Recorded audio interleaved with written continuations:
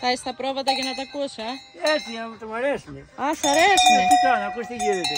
Ναι. Είναι ωραία αυτά, είναι τα παλιά, είναι πολύ, ακούγονται πολύ. Α, τα παλιά ακούγονται πιο καλά, Τι κάνω. Και... Γιατί τα φτιάχναν αλλιώς?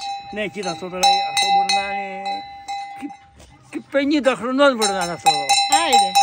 Του συμπέθυρο. Τον πατέρα της γυναίκας του Νίκου. Αυτός εδώ. Εκείνος είναι δικός μου. Τα φτιάχνε μόνος του αυτό?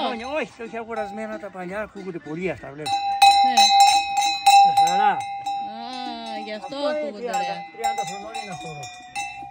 Και πάντα δουλεύει και τίποτα δεν έπαθε, είναι καλή ποιότητα. Αχα. Δεν έπαθε τίποτα. Πίνει κάργα, πίνει. Πίνει, του δίνω εδώ και πίνει τώρα και αυτό το γάλα, λέω, μία του δίνω, αλλά σήμερα εντάξει δεν έχει πολύ αυτή. Τρώγει λιγάκι καλαμπόκι.